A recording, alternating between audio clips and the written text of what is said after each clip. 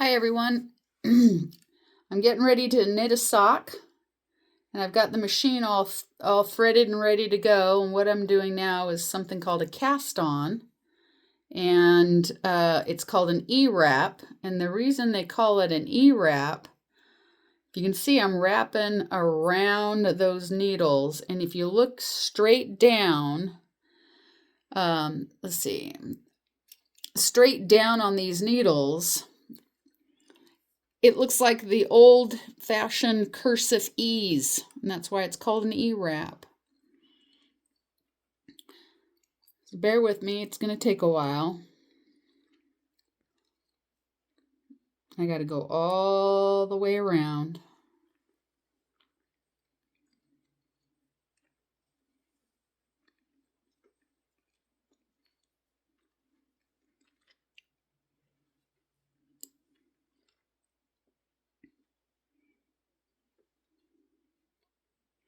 And this is the first time I've ever filmed anything, so my hands are going to be in the way. I'm not a professional photographer, so just give me some grace. I just would like to show everybody how it is I make my socks. Okay. And then I'm making a pair of lady socks right now, and my lady socks have something called a scallop topped or a picot topped on the top, and I think it looks very feminine and dainty. It's a lot different than how I make my men's socks, and so that's what I'm doing right now. Is I am getting ready to do the very top of the sock. Lift the camera up a little bit. Okay. The very tip top of the sock. Okay. All right. And then now what I'm doing off-site, you can't see it off camera, is I'm turning on my heel spring, and what it does is it adds a little break on the yarn, kind of pinches the yarn so that there's more tension on the yarn. And this thing that I just put on here, that's called a ribbing attachment. In all my socks, I put a 3x1 ribbing or a 1x1 ribbing. And what that does is it creates a texture of the yarn where you have 3 knit stitches and 1 purl stitch. And it causes that 3x1 ribbing causes the sock to compress around your lower leg, and so your socks aren't going to fall down. So what I'm doing, these little teeny tiny needles here that I'm loading in right now, they will do that 1 purl stitch. All these needles here, they will do the knit stitches. I don't know if you can see, but there's like 3 needles here. They do 3 knit stitches, and then there's a gap here. And I'll put one of these little baby needles in there eventually, and that will do the purl stitch. You'll see it as I move around. Fortunately, this is kind of a boring, the setup, doing the whole setup is the most boringest part. Although when I do craft fairs, and I bring my machine to the craft fairs, I usually have a crowd. People are just fascinated, and they don't think it's boring. They like to see how socks are made, or how they were made in the old days. And they're fascinated by the fact that somebody's still making them like they did in the old days. And that they're not made, they're socks, and they typically buy my socks. And, you know, they know that they're not buying socks that were made in China in a huge industrial factory. They're made by an American, by hand. And that I take pride in my work. And if I can't get the sock right and the stripes don't match, then I'll rip that out and redo it as many times as I need to have a matching pair of striped socks. Okay, so what I do, so here's a gap. I'm gonna put one of these little baby needles in. So I'm gonna pull them out and then flip up and over. Okay. I'm gonna do it again. It's really hard not to block your view, but got 3 strands of yarn, flipping up and over. You might be able to see a little better here. I'll go.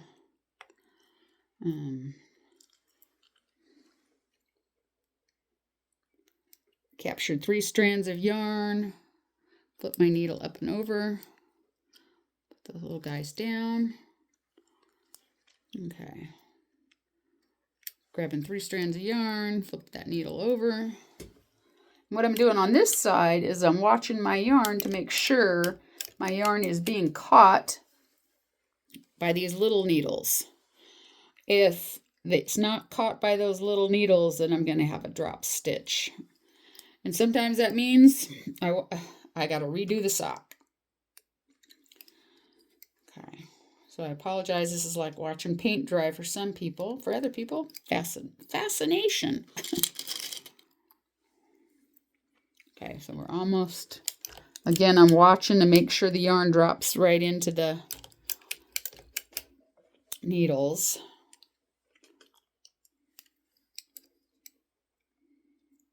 Okay, one more, and then I can get to cranking. All that set up. Okay, here we go. So again, I'm watching to make sure that yarn drops right into that needle. Boom. Boom, right into that needle. Okay. Very important for that first row that yarn gets caught in those needles. Okay, so now I'm ready to go. I'm going to set my timer. And I do 65 rows. And this gadget here is my timer. Back in the old days, the gals in the late 1800s and the 1900s, early 1900s, did not have counters. And, oh, if I said timer, I didn't mean that. I meant a counter. Those poor women had to count out loud or in their heads. These newly manufactured machines, they are copied after the antiques. They all come with counters, thank goodness. So again, this is like watching paint dry for some people. Other people, they're mesmerized. So you can see the yarn goes around and these 3 needles here, the yarn catches underneath, and then the needles shoot out the side, and the yarn's caught by those needles, and then we'll have a 3x1 patterned rib inside the machine. So we got to do this around and around 65 times.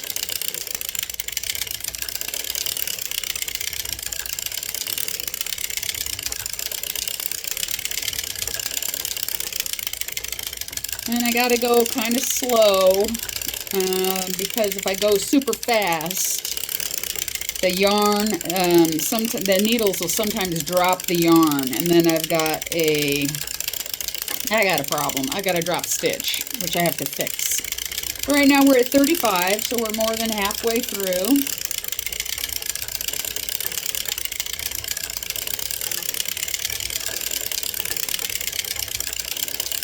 Anyhow, these machines were invented, like I mentioned earlier, back in the late 1800s, early 1900s. And they were invented primarily to help women knit socks for soldiers faster, because before that, women used to hand knit socks, and they couldn't keep up. And so we had two wars back in the late 1800s. We had the Boer War over in Africa, and then we had the Crimea War over in the Ukraine area. And so that's why these were invented, to help knit socks faster for soldiers. And they were used up into the end of World War I.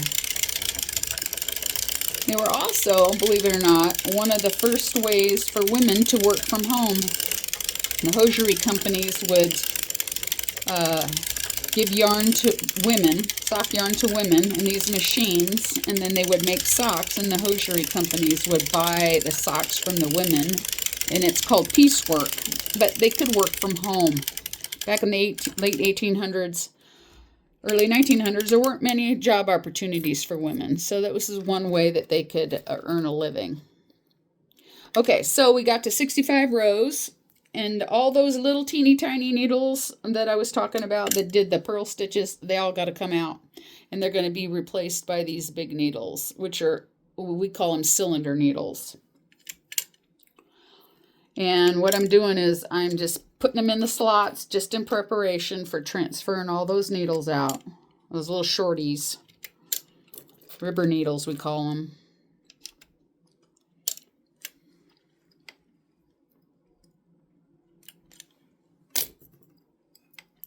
My big fat hands are going to be in the way, and I apologize.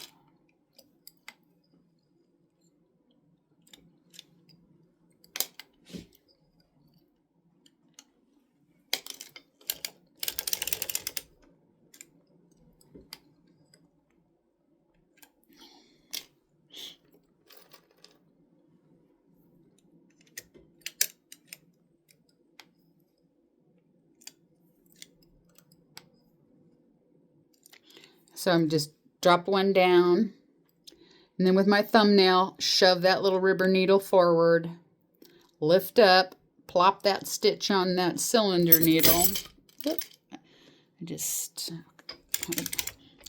had a little, my weights just crashed, fell over on my table. That was that noise you heard. Okay. Just plopping some more cylinder needles in, getting ready to replace the ribber needles.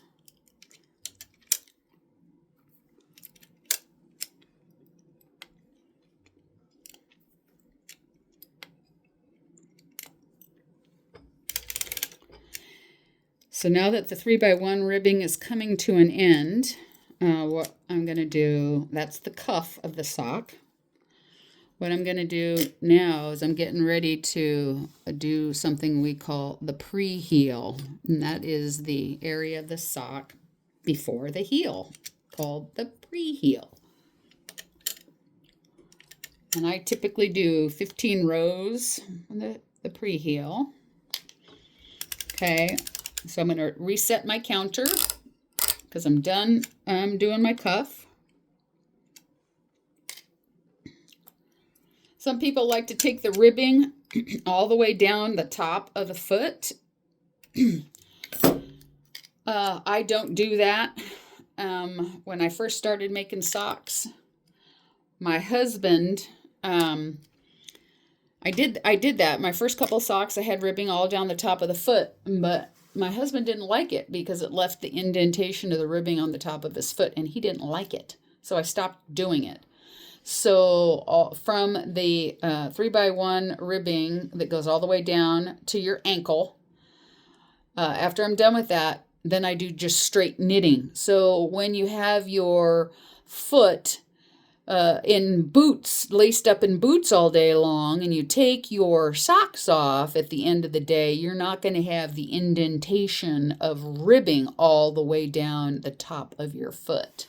Okay, so we're all done with the 3x1 ribbing, and I'm going to take the ribber attachment off. And then you can kind of see the ribbing on the sides. Okay, you can see that one column here. It's a knit stitch on the inside, but on the outside it's going to be a purl stitch. And this big thick column here looks like a bunch of purl bumps, but on the outside it's going to look like knit stitches. So I'm going to look down the hole. I'm looking down, and what I'm doing is I'm looking to see if I dropped any stitches, and hallelujah, I didn't. So now I'm going to do 15 pre-rows, which is just a plain old knit stitch. 2, 3, 4, 5, 6, 7, 8, 9, 10, 11, 12, 13, 14, and 15. So I'm going to come down to 6 o'clock here. And what I do, because I like all my socks to match, I'm getting ready to do a heel. I like all my socks to match. So this is sock number 1 of a pair, And what I do is I will write a little note about this sock where I stopped to do the heel, where the pattern is, where in the pattern did I stop to start my heel. Because I want my second sock to be the same. So I see one black bar. So I'm going to write one black bar. That means when I'm working on my second sock, I want to make sure that I stop to do my heel when I have one black bar across this at 12 o'clock. So what this is, this raises needles just in a big group. Otherwise I have to go 1, 2, and then yeah. So, all right. And the big crash that you heard earlier, that is, these are heel weights here. They're heavy. I think they weigh about 1 pound with big forks on them. Okay. You can see them. One of them fell over. And so what we do, and you can't see it, but when we do a heel, you got to put these heel forks. I think you can. Okay. I have to position them so that they're causing 3 pounds of downward pressure on that sock. What that does is it helps, you can see them, it helps keep the yarn from flying off over top of the needles. Okay, so here we go. Okay, we're going to start our heel. So the heel, a lot of people go, oh, they're hand knitters, and they always stop and go, oh, how do you do the heel? And what method is it? And basically it's called short rows. So you saw me raise those needles in the back, okay? When you raise needles in the back, it takes them out of work. And what that means, they're not knitting, okay? They're out of work. So every time I raise a needle, I take it out of work. So this is the heel right here. I'm starting the heel. If you can see, as I go around, I'm raising a needle. I'm taking one by one a needle out of work. So what's happening to my row? It's getting shorter. That's why we call it the short row method.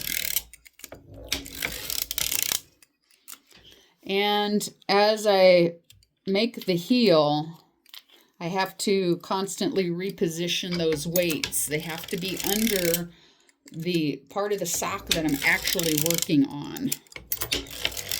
Okay, and I like a round heel, so, all right, so I'm done lifting, I'm done with the short row. Okay, now what I'm going to be doing is I'm going to be putting needles back into work. I've done half the heel already. Now I want to increase my stitches.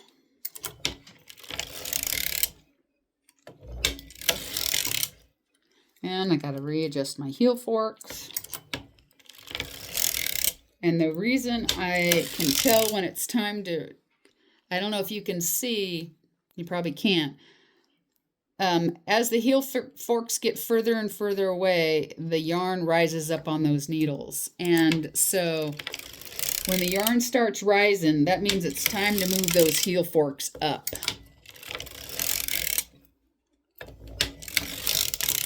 And I do a method with lowering my needles called suicide. Because if I drop that stitch there, it's a mess. But I've been doing this long enough that I can repair most mistakes, and you would never even know. All right, so. And then this maneuver here, I drop 2 needles, I lift my yarn up and over both, and then I lift this one up. And what this does is it creates this stitch. I don't know if you can see it. Oh, you can. It closes up that gap that is right there at the corner, right where your ankle bone is, or where your the 3 parts of your sock join. Okay, so that's it. We did a heel. And you can see this is the heel cup. See how deep it is? So your heel goes in here. So I'm going to drop all these needles. And this is a size, sorry, my arm's in the way, size 9. This is going to be a size 9 women's sock. And so people, how do you do a woman's 7 versus a woman's 10? Well, everything's all the same. The cuff is the same number of rows. The heel's done exactly the same. The only thing that's different is the number of foot rows, because I'm getting ready to do the foot of the sock. So a woman with a size 7 foot has a shorter foot compared to a woman who wears a size 10. So a woman's 9, I use 67 rows for a woman's 9 foot. For a woman's 8, I do 64. For a woman's 7, 61. So that's the only difference. Okay. So what I'm going to do now is reset my counter. Okay. And now I can really get to cranking. So I'm going to crank around 67 times.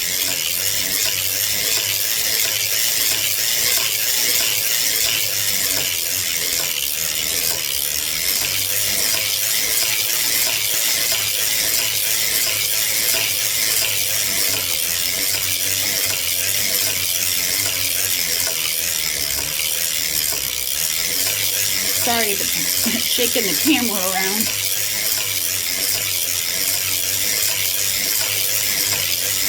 $43.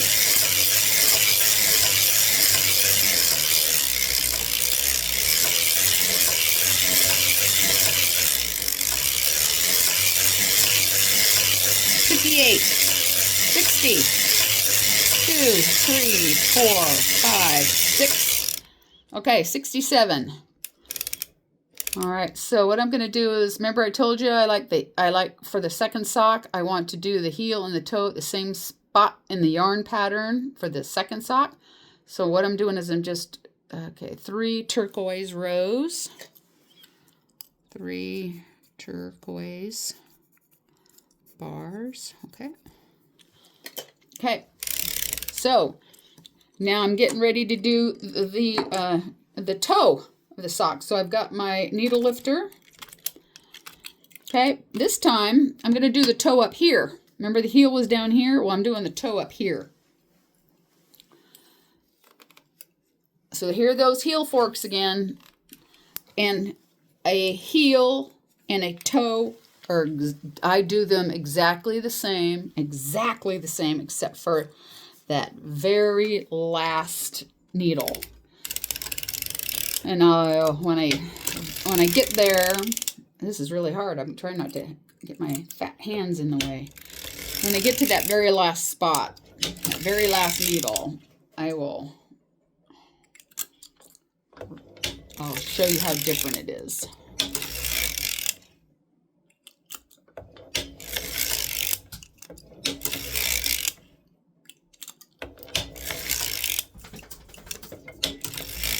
All right, so the yarn is starting to creep up those needles. I can see it. And if I don't move these heel forks, that yarn's going to creep up those needles and pop right off over the top of them. Big mess.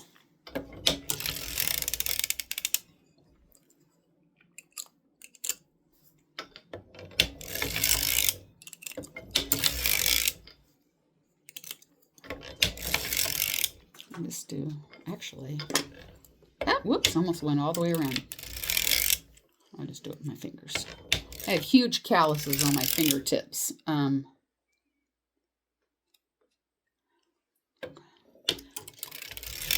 These needle tips are really sharp.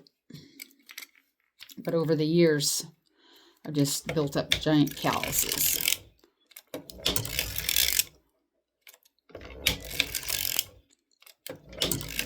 You can see better. Okay, short rows again. Just did them. So now I'm going to put those needles back into work.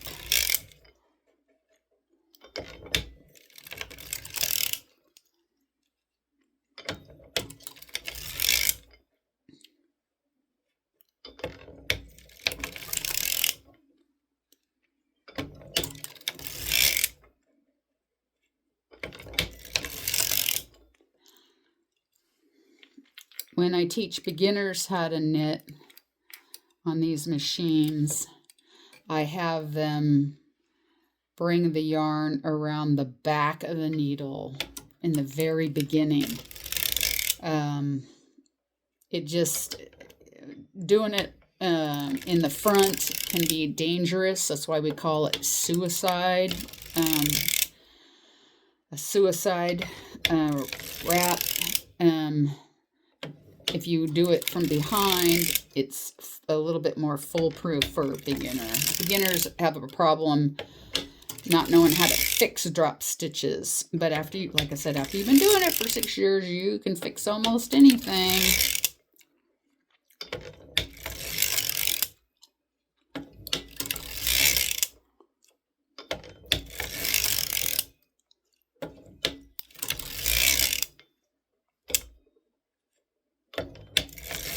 Okay, remember when I got to that last needle, when I was doing a heel and I dropped 2 needles and I put the yarn behind 2 needles and raised one up? I'm not doing that. That's how the only difference between a heel and a toe.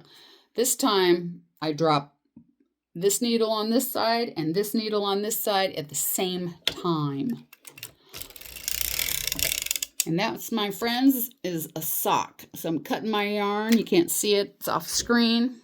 And then pulling my yarn down here. And then what I'm going to do is take some scrap yarn that is, you can't see, I'm doing it off screen, a highly contrasting color, because I'm making a sock, right? It's a giant tube. So somehow you got to sew the tube up.